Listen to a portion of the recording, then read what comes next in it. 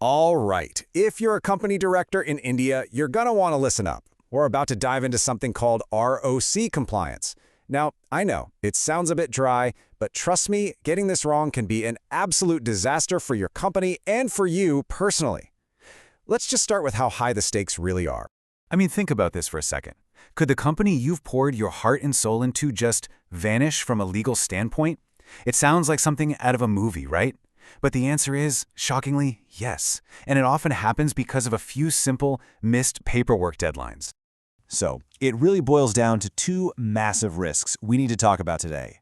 First, your company getting struck off, which is every bit as bad as it sounds. And second, something that hits you right where you live, director disqualification. These are the two big nightmares we're here to help you steer clear of. Let's not sugarcoat it. We're basically talking about a corporate death penalty, because failing to keep up with your annual filings isn't just about some late fees. Oh no, it's a threat to the very existence of your business. Okay, so just look at the difference here. On one side, you have a healthy, active company. It's in the game. It can operate, it can build trust, it can grow. But on the other side, a struck-off company is like a ghost. It legally just ceases to exist. It's wiped from the official records. And as you can see, the fallout hits the directors hard. So how does this actually happen? Well, it's not random. There's a very specific trigger. If your company doesn't file its annual returns for 3 years in a row, boom, the Registrar of Companies can just remove its name. 3 years. That's the countdown that puts you squarely in the danger zone.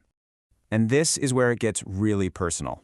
If your company gets the boot for non-compliance, you, as a director, can be banned from serving on any company board for 5 whole years. Think about what that means. You can't start a new company, you can't join another board, your professional life is essentially put into deep freeze.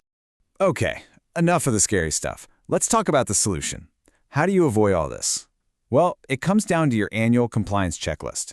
There are 4 key forms that you simply cannot afford to ignore.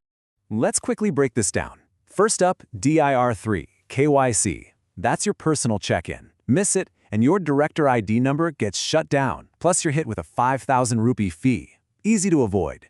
Then there's ADT1, just letting them know who your auditor is. But look at these last two, AOC-04 and MGT-07.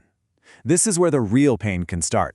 The penalty is 100 rupees per day. $100 might not sound like much, but it never stops. Let that slide for a few months, and you're looking at a serious and frankly unnecessary bill. Now, here's where things get a little tricky. There's a plot twist, if you will. I call it the 2026 deadline trap. See, for those 2 really critical forms, there's been an extension. And while that sounds like amazing news, it can actually be a huge hidden risk. So the new deadline for your financials and your annual return is January 31st, 2026. And I know what you're thinking. Phew, that's ages away. Plenty of time. But that's exactly the trap. That feeling of relief is the most dangerous part. This quote really just hits the nail on the head. Yes, the extension is a relief, but it has to be used wisely. Treating this like a long holiday from compliance is the single biggest mistake you can make. It's basically an invitation to procrastinate, which puts you right back on that slippery slope towards those daily fines and long-term risks. I really want this idea to stick with you. This extension, it's a lifeline, not a finish line. It's not extra time to forget about it. It's extra time to get it right. Use this time now to get your documents in order, talk to your professionals, and make sure everything is perfect. Don't wait until the last minute. So let's wrap this up by changing our perspective. Let's stop thinking of compliance as a chore or some annoying red tape. It's not. It's your best defense. It's the strategic action you take to build a fortress around your company's future and your own.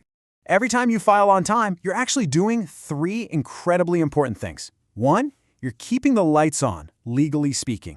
You're ensuring your company continues to exist. 2, you're protecting yourself and your career, keeping all your future options open. And 3, you're sending a powerful signal to investors, to banks, to everyone that your company is stable, well-managed, and trustworthy. So we end right back where we started, but hopefully with a new perspective. Your company's future and your own is on the line every single year. So the question you need to be asking yourself right now is this: are you protected? Don't let a simple filing deadline become the thing that brings it all crashing down. Thanks for joining me.